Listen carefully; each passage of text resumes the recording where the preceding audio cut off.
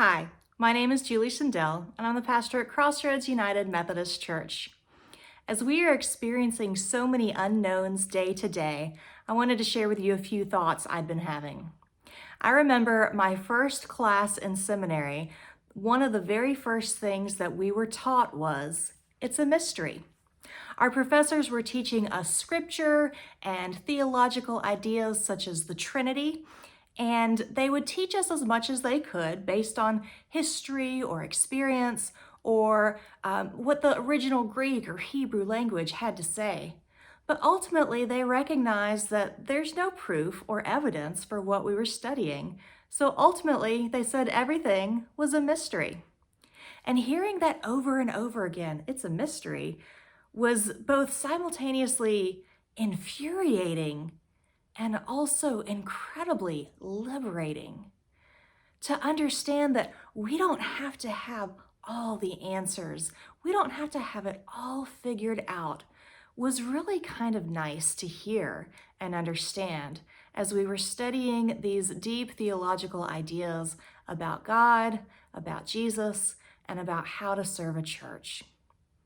I also remember when I was a teenager, part of the youth group, and one of my favorite things that the youth group did was mystery trips. We would sign up for these trips not having any idea where we were going. And so we would all come together and get on the church van. The leaders would hand our parents an envelope so they would know, but they weren't allowed to open it until the church van was out the parking lot far away. So we were so excited to anticipate, where are we going? What's it going to be? We would try to guess what our destination was based on which direction we headed on the highway. Ultimately, it didn't matter where we were going because we were together and we knew that no matter what, we were going to have fun. As you become an adult, it's a little bit harder to find that joy and excitement in the mystery, in the unknown. And in these days when we're not even sure when we're going to go back to work, when we're going to go back to church, maybe we're not even sure if we have COVID-19, if we're susceptible, there's just so many unknowns, so many things that we can't know at this time. And it can be frightening and scary. One of my favorite books is Barbara Brown Taylor's Learning to Walk in the Dark. And in it, she discovers that darkness is typically taught to us as being bad or evil, and light is good.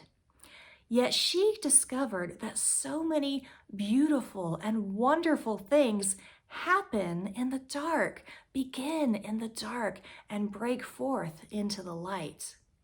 She had this quote where she talked about the only real difference between anxiety and excitement was my willingness to let go of fear.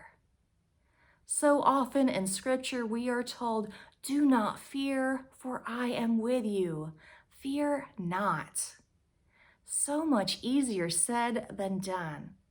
And yet I wonder, if we could find a way to let go of that fear and anxiety as our first response and go back to that sense of childlike wonder, where we were excited for the unknown, where we were anticipating with great joy a mystery, where we gave ourselves permission not to have all the answers, not to have it all figured out.